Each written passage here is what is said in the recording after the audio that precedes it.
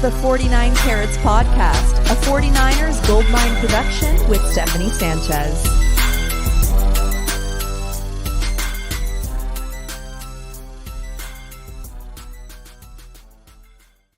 What's going on, everyone? Welcome to another edition of the 49 Carats Podcast. I am your host, Steph, and today I'm going to be talking about the 49ers defense and how they match up against the Cowboys Offense in this Sunday's Divisional Round matchup. We're going to talk all about it. As you know, we always go in depth with it. But first, let's talk about some 49ers news, all right? Because as of yesterday, the 49ers Director of Player Personnel, Rand Carthen, he was hired as the Tennessee Titans GM.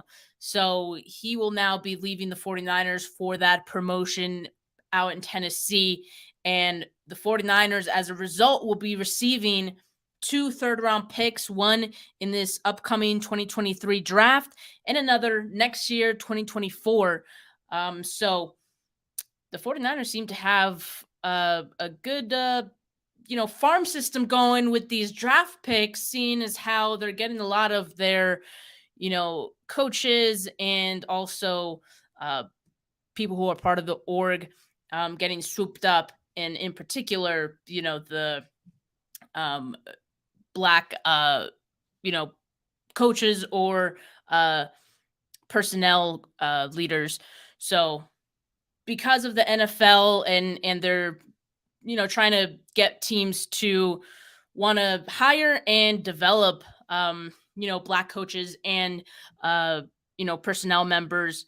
This is their way of incentivizing teams to do that. So the 49ers, I think, have been the biggest beneficiary of this new rule or new, what the the NFL has done so far. So, yeah, it's working out for them. So the 49ers is going to have what seemed like it was not going to be a lot of draft picks in 2023, suddenly seem to have quite a good amount. So congrats to Rand Carthen. And no, I don't think Trey Lance is trying to get traded to the Titans. So stop asking. All right, let's look at the practice report for this matchup between the 49ers and Cowboys. All right, so for the 49ers, the do not practice is Jimmy Garoppolo and Ambry Thomas. And of course, Trent Williams. But don't worry, Trent Williams is just a rest day for him. As always, Wednesdays are rest days for him. And a few players were limited for the 49ers. Samson Ebukam with an ankle. Juwan Jennings with an ankle, who Kyle Shanahan said those 2 players are day-to-day. And Javon Kinlaw with his knee. But the 49ers have been managing Javon Kinlaw since he returned from his injury. So I would expect that him being limited is more so just managing his knee and making sure he's not doing a little too much throughout the week. So I think all of these players are going to be available, at least limited players will be available come Sunday. And for the Cowboys, the only do not practice was their left tackle, Jason Peters. He exited the game against the Bucs with an hip injury, and he did not return. So it's important. We'll keep an eye on this throughout the week, but it's definitely important that he missed today's practice. And of course, we'll just have to keep an eye on that. Spelled his name wrong. It should be Jaron Kearse, their safety, dealing with a knee injury. He exited the game as well against the Bucs, although it seems like he might give it a go. He has an MCL sprain, which, if you guys remember, a couple of 49ers have had MCL sprains this season, and they've been out multiple weeks. But it sounds like Jaron Kearse is going to play in this game on Sunday, even if he isn't 100%. So we'll see how that impacts him at all. But also limited is their defensive end, DeMarcus Lawrence, with a foot injury. So all in all, not too many injuries to report for either team. So that's always a good thing. You want to have both sides healthy for this matchup. Now let's look at how the Cowboys offense, how they've done this season. And quick shout out to all you guys watching. Make sure you like this video if you haven't yet. Let's look at the Cowboys offense, because we know that they're a very powerful offense. All right. Objectively, I think, without being biased, we have to say that the numbers seem to show that they are a top 10 offense. So let's go through some of these numbers. And these numbers include, or these rankings include, the playoffs as well. So they're first in red zone scoring percentage, with 73% scoring percentage in the red zone. That's pretty crazy. They're third in average scoring margin, with plus 7.9. Fourth in points per game. They average 27.7 points per game. Fourth in touchdowns per game. Fourth in QB sacked percentage. So they're protecting Dak pretty well this season. And he missed 6 games this season, but even as a whole this season, they've protected their quarterback. So their quarterbacks are sacked the 4th least. Fifth in third down conversion percentage. So they are good at converting on third downs. 8th in yards per game. 9th in first downs per game. 9th in average rushing yards per game. 134.8. They have Zeke and Tony Pollard. We'll talk more about those guys in a bit. They are 12th in giveaways per game. This is an important one because this is pretty high on the list, right? They do turn the ball over mostly by way of Dak Prescott throwing interceptions, but they do make up for it. I mean, I didn't mark it here, but their turnover margin is actually not that bad. So let me see. I put up the stat earlier, so I'm just trying to find my tweet. So despite being third in the NFL in interceptions, the Cowboys are 28th in interceptions thrown per game, and despite this, the Cowboys are second in turnover margin, and they are first in takeaways per game. So despite Dak throwing a lot of interceptions and despite them being 12th in giveaways per game, they are making up for it on defense, and they're able to generate takeaways as well. So something to keep an eye on in this game, because that could play a role. There's got to be some give there, I think. They are also 14th in passing yards per game, 18th in completion percentage at 64%, 19th in average yards per rushing attempt. So they average 4.3 yards per rush attempt. They are 20th in average time of possession, 22nd in penalties per game. So another thing to keep an eye on for Sunday. And they are 28th, like I said, in interceptions thrown per game. So thanks for that, Dak. So yeah, I mean, but all in all, they're pretty good offense, statistically speaking. The good news is that, as I was getting all of this information, going through all of these rankings, a lot of these in which they are in the top 10, the 49ers offense is right there with them in most all of these categories. So that gives me some good hope that, the 49ers could keep up if in case this game became a shootout. But I don't know if it will, right? I'm just saying, it gives me some hope. All right, so let's look at the battle of the trenches, as we always do. But before we go in depth of how everything looks here, I will go into some other slides to show you guys, what it's looking like. First, I want to compare, how the Cowboys offensive line did against the 49ers in last year's wild card round. So let's look at it. So their left tackle, Tyron Smith, he allowed 6 pressures, 4 hurries, a quarterback hit, a sack. He also had 2 penalties in that game. Their left guard, Connor Williams, 2 pressures, 1 hurry, 1 sack allowed. He also had 2 penalties. Their center, I don't know how to say his last name, so I'm just going to call him Tyler. He had 1 pressure, 1 sack allowed. Their right guard, Zach Martin, allowed 4 pressures, 2 hurries, a quarterback hit, and a sack. And their right tackle, La'el Collins, 3 pressures, 3 hurries allowed. A couple of these guys are no longer with the Cowboys, though, so that's something of note. Their left guard, Connor Williams, and La'el Collins, no longer with the Cowboys. So whatever happened back then last season doesn't matter now for those 2 players. They won't be playing on Sunday.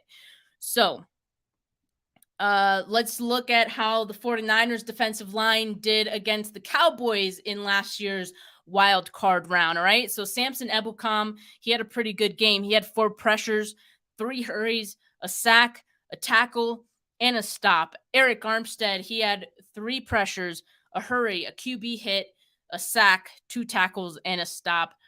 DJ Jones, who as we know is no longer with the team, missed that guy. He had 3 pressures, 2 hurries, 1 sack, and 1 stop. Nick Bosa, 2 pressures, 1 hurry, 1 sack, 1 tackle, and a stop. And a couple of other players I wanted to highlight here who are still with the 49ers, and that's kind of why I wanted to highlight them. Also because Charles Omenihu just had a crazy game against the Cowboys last season on 35 snaps. He had 6 pressures, 3 hurries, a quarterback hit, 2 sacks, 2 stops, a forced fumble. I think Charles Omenihu had the best game of any of the defensive linemen the last time that these two teams played. And like I said, luckily he's still on the team. So as we know, Ebukam dealing with I think it's ankle injury, right? So maybe we see a little bit more of Omenihu in this game anyway. And it is his hometown team, the Cowboys are. So I think he's playing with a little extra juice when he plays against the Cowboys. So I would feel good about him having more snaps in this one and getting some more opportunities because, like I said, I think he did a phenomenal job against them last year. Like I said, DJ Jones no longer with the team, so we'll miss that sack. I mean, Javon Kinlaw, kind of, he's good, but I think he's not. He's leaving a little bit to be desired out there. Definitely not the same impact that we saw from DJ Jones, unfortunately. But you know what? Arik Armstead is in the interior as well. So I think if we need pressure up the middle, Arik Armstead is your guy. Also, of course, D'Amico Ryan loves to run some stunts to get guys free through the middle. So that could be something we see in this game. And another guy I didn't mention is Jordan Willis. Last season in the wild card round against the Cowboys, he played just 23 snaps. He had 3 pressures, 2 hurries, and a quarterback hit. So again, another player who part of the rotation, so we could see him out there, and that's what he did last time these two teams played. So definitely some opportunities will come for those guys. So let's look at what the Cowboys offensive line did last week against the Bucs, because they did look pretty good. The Cowboys as a whole looked good, okay? Okay. But it's the Bucs. I mean, how much stock can we put into that when it was the Bucs? Like, I mean, it just looked like the Bucs kind of gave up from the moment the game started anyway. But here's what they did last week. So let's just say this is their ceiling for the Cowboys offensive line. Jason Peters he allowed just 1 pressure and 1 hurry. And like I said earlier, he exited the game with an injury and he did not return. So there is a chance that he does not play on Sunday. Like I said, we'll keep an eye on it. He's only allowed 1 sack all season. He's been great for the Cowboys offensive line. So if he's not out there, I got to think that's kind of a big deal for that protection on that left side of the line. Their left guard, Tyler Smith, he had a clean sheet on Sunday against the Bucs. He was moved to left tackle after Jason Peters went out, though. So there was a little bit of movement on the offensive line once Peters exited. And Tyler Smith has only allowed 6 sacks this season. Well, I don't want to say only. He allowed 6 sacks and 13. He had 13 total penalties in the regular excuse me, in the regular season. So a player who gets flagged a lot, Tyler Smith, something to keep an eye on in this game. Like I said, if Jason Peters doesn't play, maybe they move Tyler Smith to left tackle. So another thing to keep an eye on. But he did have a clean sheet against the Bucs. Then there's left guard Connor McGovern. And you might be wondering, why are there 2 left guards listed? Well, Connor McGovern finished the game at left guard because Tyler Smith moved to left tackle after Jason Peters went out. So there was kind of a bit of a shift on their offensive line once Peters went out. So McGovern finishing the game, he didn't play the full game. He allowed 1 pressure and 1 hurry. Then there's their center, who, again, can't pronounce his last name, so I'm not going to try. We're going to call him Tyler. their center Tyler, he allowed 6 pressures, 3 hurries, 2 quarterback hits, and a sack. So this is the guy I want to talk about, and that's why his name is in blue, because he, against the Bucs, gave up a lot, allowed those 6 pressures. That's quite a lot, 2 quarterback hits and the sack. But is that just the Vita Vea effect? We know that Vita Vea, defensive tackle for the Bucs, he's a beast. He's ginormous. So he has a huge presence on the Bucs defensive line in the interior. And so I don't know what to think. Like, is this just a product of Vita Vea just being so good? Or is Tyler the type of center that the 49ers can kind of look to exploit?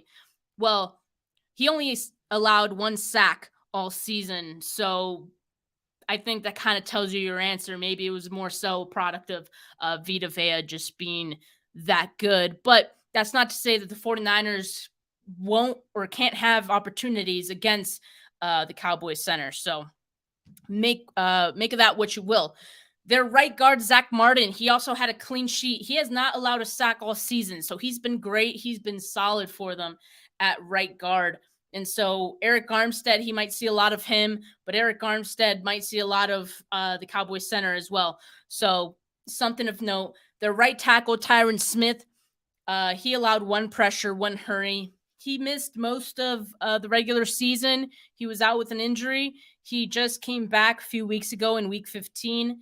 And, he's been solid for them as well. So Cowboys offensive line, for the most part, really good, really reliable. I know the last time that these two teams played, as I mentioned, they gave up 5 sacks as a whole. So it wasn't the best performance, but there was 2 of those players are no longer with the Cowboys. So it seems like their offensive line may be improved this time.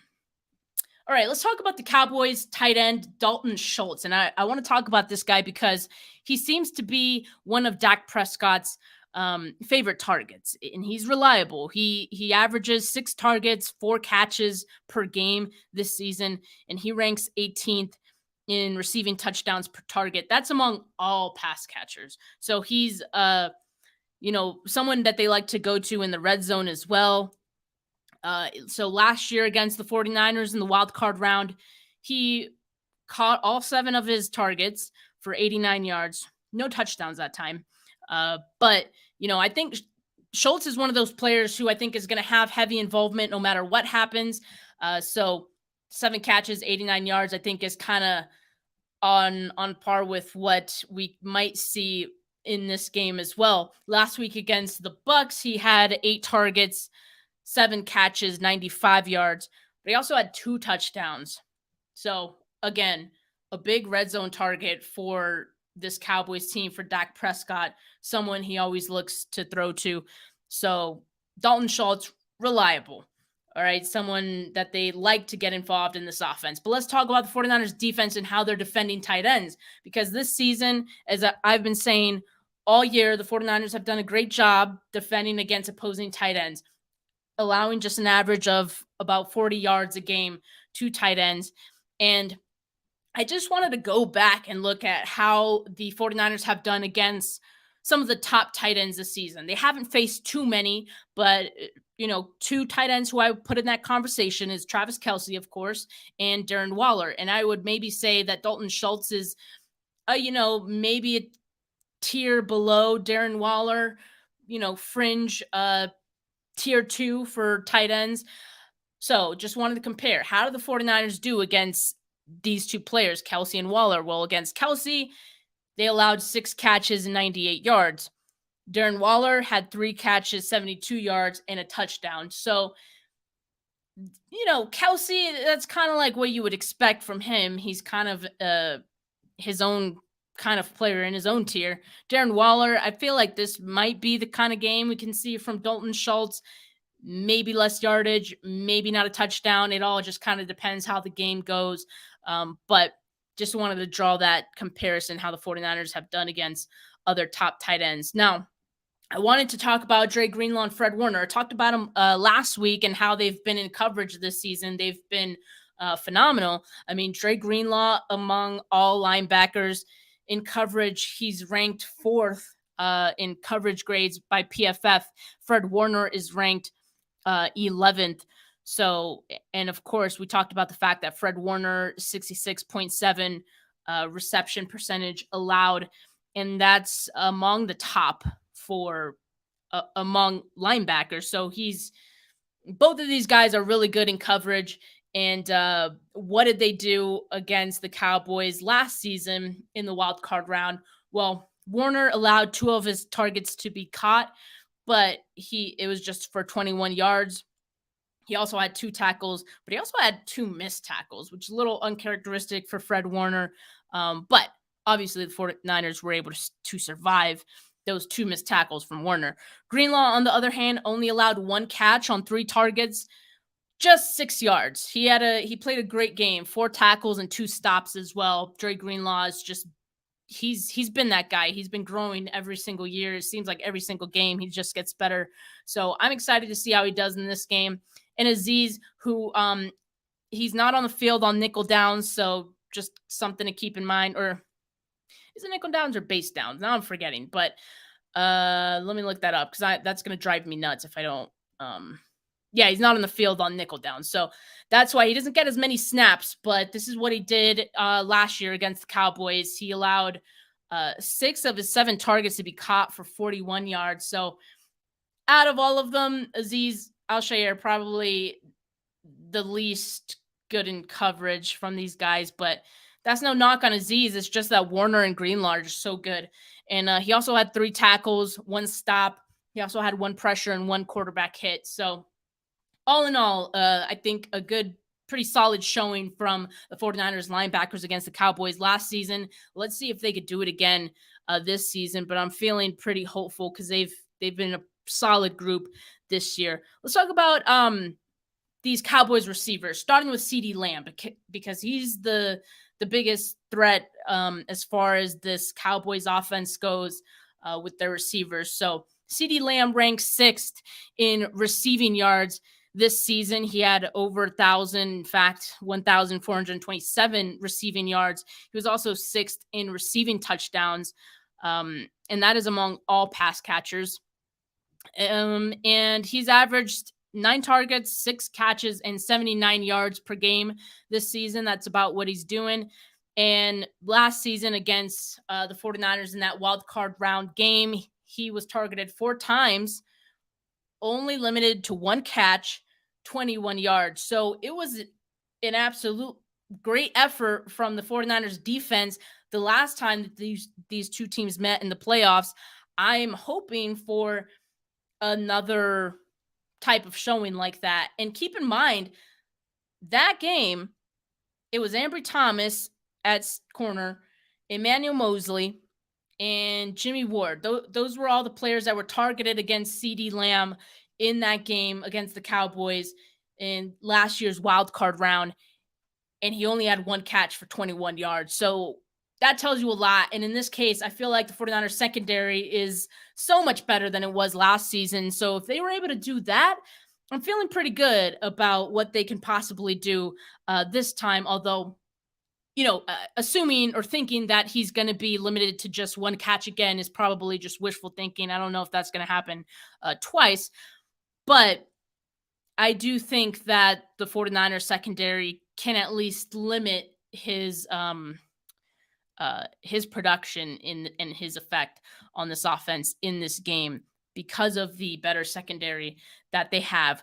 Last week against Tampa Bay, CeeDee Lamb was targeted 6 times. He had 4 catches, 68 yards, and a touchdown. And again, so this kind of goes along with his season average of what he's averaging per game as far as like yardage goes and all that. So, he's not putting up the craziest numbers every single week, but he's reliable for Dak. He's someone that he looks to.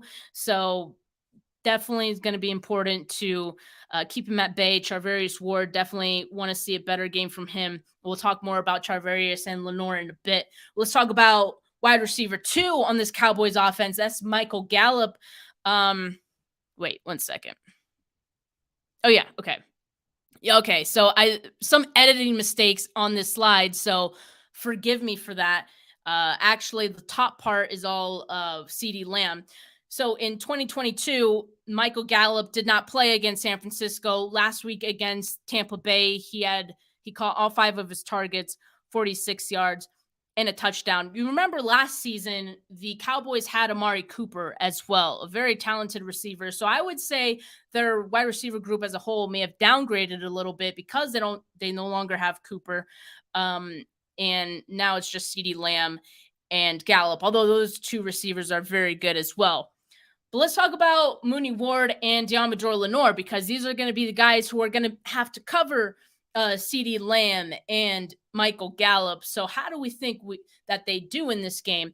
Well, Charvarius Ward last week against Seattle, probably his second worst game besides the game against the Chiefs, which, as we know, he was coming off an injury on that one. Not sure what happened against Seattle.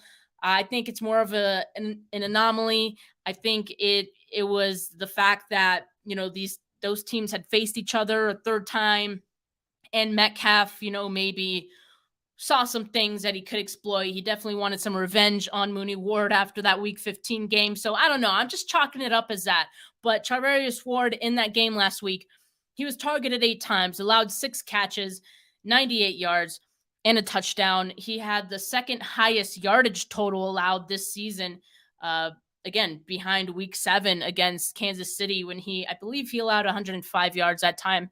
And also the highest passer rating he's allowed this season, 155.2. So not Mooney's greatest moment, all right? But maybe it's a good thing that he got that out of the way in the first playoff game, and now I think he's going to come back with a little bit extra juice, because he's got to show everyone, that's not me, and he's going to come back with a lot of confidence, I think. But Deommodore Lenoir is the guy who had the confidence against Seattle. I don't know what happened, but I want to see more of this Lenoir. Last week against Seattle, he was targeted 4 times. He allowed 2 catches, 16 yards, and he also had an interception. So pretty short or small yardage total for Lenoir. We love that. Second lowest passer rating allowed this season, only 20.8 in his coverage. So Lenoir, I mean, this was great. And look, I knew he could do it. I've been questioning him a little bit. I've been wondering, could he step it up? I hope he can. He had done it in the regular season. He had a few games where he had some really good stretches. And so I knew it was there. He was capable of it. It was just more so, okay, was he going to be able to put it all together? And it seemed like he did against Seattle. Now, every week in the playoffs is going to be a new test, right? So like I said, he's going to get some CeeDee Lamb. He's going to get some Michael Gallup, and that'll be its own test. But I think this is encouraging to know what he did against Seattle, to also very good receivers in Metcalf and Lockett. And this is a confidence builder. And when you're playing corner, confidence is a really big thing. So Lenoir going into this game, I think he's going to have a lot of confidence, and hopefully it translates to similar play this week against the Cowboys, because 49ers need it. Let's talk about another corner, 49ers nickel corner / safety, Jimmy Ward. Last week against Seattle, I thought he had a great game, okay? But I also have to point out the fact that he had a really costly personal foul penalty. The word costly, maybe it's a little strong a word, because the 49ers ended up winning anyway. But at the time in that drive, that was huge. So don't do that again, Jimmy. But he only allowed 1 catch on 1 target, just 4 yards. That was the lowest yardage allowed this season by Jimmy Ward.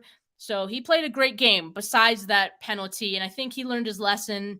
So hopefully we don't see any foolishness like that again in the playoffs from any of our defensive players. And in the wild card game last season against Dallas, remember, he was playing safety at that point. So these are his numbers as a safety last year against Dallas. He was targeted once, didn't allow any catches, so obviously 0 yards. He had 3 tackles, 1 stop, 2 pressures, a quarterback hit, and a hurry. So again, you're not going to see these same numbers because he's playing a completely different role as the nickel corner now.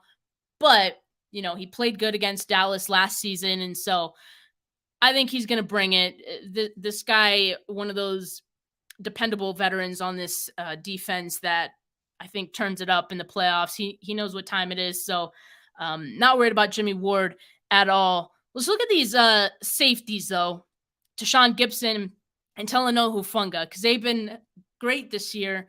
And if you look at PFF's coverage rankings among safeties, DeSean Gibson, Talanoa Hufanga, both in the top 15, at least if you're looking at reception percentage and what they're allowing. So DeSean Gibson, 7th best in reception percentage allowed, only 58.1.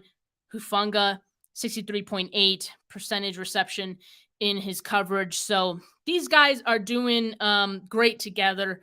And keep in mind, DeSean Gibson, he wasn't in San Francisco last season. He was signed early around, I think it was like preseason time, I believe. And so he obviously didn't play against the Cowboys last season as a member of the 49ers. Hufanga, he was with the 49ers, but he did not start against Dallas because the safeties were Tart and Jimmy Ward at the time. So no Hufanga in that game. So we don't really have anything to compare from last season for these two players. But we do know that they're playing good football right now. Last week against Seattle, Gibson, he allowed 1 catch in his coverage, just 11 yards though. 2 tackles. He had 1 stop. Hufanga, 1 catch allowed as well, 10 yards, 4 tackles, 1 pressure, 1 hurry. These guys somewhat play different roles as well. Hufanga, he plays low quite a lot. You'll see him around the box a lot, and he does get involvement in the pressures as we see. Sometimes he gets thrown in there as a blitzer. So sort of different roles to DeSean Gibson, normally on the back end. But I think they're a great tandem together. And Hufanga, another guy I've been questioning lately, after giving up so many touchdowns in the last few weeks of the season. But I think him getting called out kind of helped. So I thought he played solid against Seattle. Obviously, no, he didn't have any turnovers or anything like that, but we just need him to play sound football, right? And not try to do too much. So as long as he does that, I think the 49ers will be better off on the back end. And the secondary should be good to go for this matchup. I feel good about it. Let's talk about the Cowboys running backs, all right? Because they have 2 of them who play a pretty big role. The first one is Ezekiel Elliott. And last season in the wild card game against the 49ers, he had 12 carries, 31 yards. Not good. 2.6 yards per carry against the Niners. But that's no surprise, right? Because the 49ers defend against the run really well. And I don't see that changing for Zeke this season or, in this game on Sunday. This season, he's allowed just 3.7, or he's averaged just 3.7 yards per carry. So that is lower than last season. Wait. Sometimes I see my notes and I'm like, wait, is that right? So I don't know if that's it says it was 2.6 last season, but I think that's a typo on my part. I think it was 4.6 last season. So my bad for the typo. So this season, his yards per carry average is lower than it was last season. The last 2 games of this season, Zeke, you see what he's done. He's not getting as many carries. I mean, in week 18 against Washington, who, by the way, as we know, pretty solid defense, especially their defensive line. 8 carries, 10 yards. It's terrible. That's 1.3 yards per carry average for Zeke in that game. So think about that. That's like a defensive line that I think is similar to the 49ers and how they defend against the run. So that's why I wanted to point that out. Last week against Tampa Bay, who, again, pretty solid defensive line, despite them as a whole not being a very good team. 13 carries, 27 yards, 2.1 yards per carry average. So, again, this is kind of, I think, what we could expect from Zeke. in this game. And the only thing I would be concerned of if I'm the 49ers is Tony Pollard, because Pollard is the more efficient running back. And it seems like the Cowboys are starting to shift a little bit this season and towards the end of this season as well, where they recognize that he's the more effective running back. And so they're starting to use him a little bit more. Last season missed typo again, not divisional game, in the wild card game against San Francisco, he had 4 carries, 14 yards. So again, the 49ers actually did a good job defending against Tony Pollard in that game.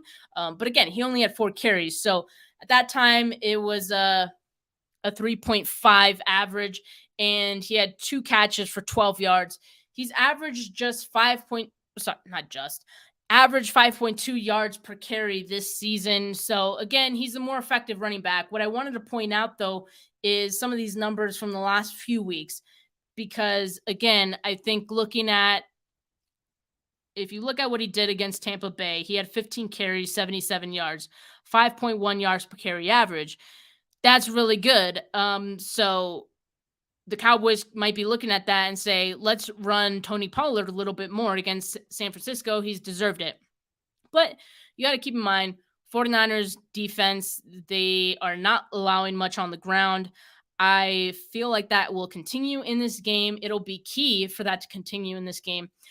So what Tony Pollard did against Washington, who like I said, is a really good run defense team.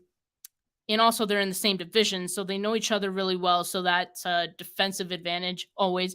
He had 7 carries, 19 yards, 2.7 average yard per carry. Then against the Eagles, another divisional opponent, so they know each other really well. Defensive advantage, 9 carries, 19 yards, 2.1 yards per carry. So maybe we can expect something like this against the 49ers, right? The 2 something yards per carry. That's what I hope. That's what the 49ers need if they want to stop the Cowboys offense. It's going to start with stopping Zeke and Tony Pollard. Zeke, I'm not worried about. Tony Pollard, he's a little more effective. Now, I don't agree with Skip Bayless saying that he would take him over Christian McCaffrey. I think that's ridiculous, but Tony Pollard is good. So definitely someone to look out for. Now, finally, let's talk about the Cowboys quarterback, Dak Prescott. Let's look at how he did in 2021 versus 2022. So in 2021, he had 37 touchdowns, 10 interceptions, and I believe he played the full season. So that's also something to keep in mind. He missed 6 games this season for the Cowboys.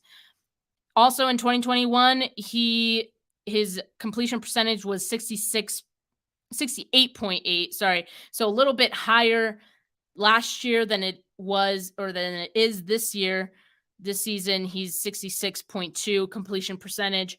And the biggest difference is the touchdown to interception ratio this season is insane. He's thrown 23 touchdowns, but he's also thrown 15 interceptions. So the ratio is not good for Dak Prescott this season, something that I think the 49ers can take advantage of. And if you look at the difference between these two charts, and for the audio listeners, we're looking at the Next Gen Stats passer rating chart on the field for Dak Prescott. The middle of the field this season seems to be an area that he's not that good in for some whatever reason this year. So not sure what that's about, but that's one big difference between last year and this season for Dak Prescott, in addition to the interceptions. So something to keep in mind. Now, what he did against the 49ers in last year's wild card round, he was 23 of 43, threw it 43 times. It's crazy. But again, I think it all has to do with the fact that the Cowboys were not able to run the ball at all. So Dak Prescott had to pass the ball 43 attempts, 254 yards. He had a touchdown and 1 interception. To me, I think this is the key for the game again. Get Dak throwing the football. And again, you have to stop the run first to do that. But if Dak throws the football, I think, and with him throwing so many interceptions this season, it's only a matter of time before you get an interception if he throws the football more. So I like the possibility of him throwing more in this game, even despite what we know about the secondary and how we've felt about it recently, that, oh, like they're allowing too much yardage. This secondary is a liability. It's not just that. It's just the fact that teams can't run the ball, so they have to throw it. And so, yeah, they are going to get more yards through the air. It's not so much an indictment on the 49ers secondary. But I think in this game with Dak Prescott, if you get him to throw more, he's more susceptible to making mistakes and throwing in interceptions. So I kind of like that game plan. Like I said, this season he's tied for first in interceptions. I think the only other quarterback who has the same amount of interceptions as him was Davis Mills, Texans quarterback. And keep in mind, Dak Prescott missed 6 games. So to lead the league in interceptions and you miss 6 games, that's crazy. But he also has a 67% completion percentage, a little lower than what we faced last week with Geno Smith. Geno Smith, of course, had the top completion percentage this season at 70%. Dak's 67% ranks him 9th among all quarterbacks this season. His time to throw this season is 2.72. And just as a reference, last year against San Francisco, his time to throw was 2.95. So he seems like he's getting the ball out quicker. And it seems like maybe that's why his offensive line, they've had pretty good stats this season. Because maybe it's because he's getting the ball out quicker. So that could be something in this game. I mean, I expect the Cowboys to try to get in rhythm, try to get the ball out quickly. They'll definitely look at what, the Seahawks and Geno Smith had success with last week, at least like throwing the football, and see what they can do with that. But I mean, Geno Smith and the Seahawks were kind of forced to dink and dunk their way down the field, and it worked for them. It did. Until it didn't, right? So we'll see how it turns out against the Cowboys this time, but I think there's some opportunity for us to see a similar game from the Cowboys and game plan from them. One thing that Jerry Jones mentioned earlier is that he was talking about the fact that Dak, it's mobile. He's mobile, something that the 49ers can struggle with on defense. So let's look at Dak's numbers as a rusher when he's like scrambling and all that. Okay. Well, hold on. All right. Yeah, this is a better view. He has 2 touchdowns as a rusher. And so you see 33 attempts on the season, maybe like since week 14, it seems like he has an average of 3 or 4 rushing attempts per game, either planned or unplanned, right? Sometimes it's just by scrambling. And if you look at the yardage, I mean, maybe averaging around 20, I'm not good at math, but it kind of looks like he averages around 20 yards rushing a game. So it's definitely a factor and something to keep an eye on, right? But I much rather the 49ers focus on, covering on the back end. I don't think Dak is the type of quarterback that you need to have a spy for him. And this 49ers defense is so quick and everyone's so fast to the ball and the play that if he goes running, I think our guys are going to be able to, get to Dak pretty quickly to get that tackle. So I'm not too worried about it. It's something to, keep an eye on in this game for sure.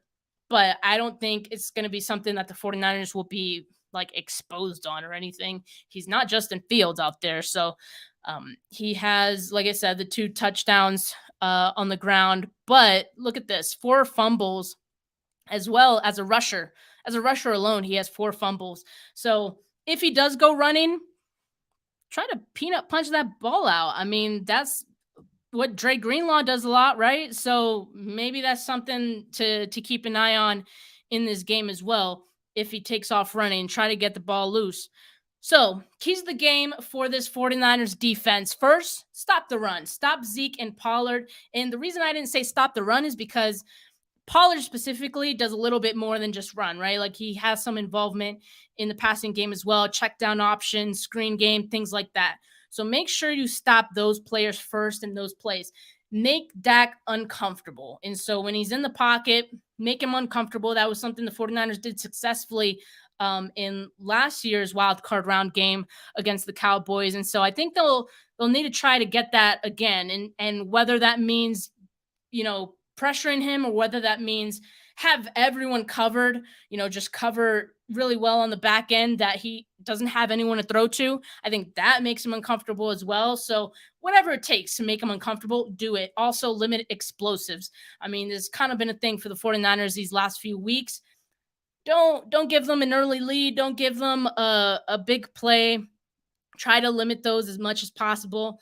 And if you stop Zeke and Pollard and they have no run game, and you make Dak throw the football and he's uncomfortable, all of these things I think will lead to mistakes, and it'll lead to turnovers. So if they do, the first 2 or 3, I think turnovers will come naturally. So they got to do the first 2, or at least the first one first, and then I think it'll be a snowball effect from there. But this is what I think, the 49ers defense is up against. But I feel pretty good about the defense being able to have a good game against the Cowboys, just because of how they match up against them, how they were able to play against them last season, again, with a lesser secondary, things like that. So I feel good about the game overall. But of course, like I said, 49ers defense has to do these things. And if they don't, it will be more difficult for them. But I have faith. Bryant here says, Steph, will you be going to the game this weekend? I will be there. So I have a pretty good record when I go to games. So I think hopefully I'm a good luck charm, and hopefully the 49ers pull out the win, or I'll be very upset. What's going on, Kels? Appreciate you coming on. But look, guys, if you guys don't have any other questions, I'm going to leave it at that. I mean, I think that was a pretty good breakdown. Again, I feel pretty good about this game. So make sure you guys like this video if you have not yet. Make sure you subscribe if you have not yet. Appreciate it. If you are an audio listener, make sure you rate this show. Leave a little review for me if you want. Roast me if you want. I don't care. But just, I like to see those ratings. So appreciate all the love, guys. Thank you for spending your Wednesday afternoon with me. Tomorrow I'll be back with another show, and Friday will be my 49ers offense preview. So make sure you tune into that as well. Have a good one, guys. Peace.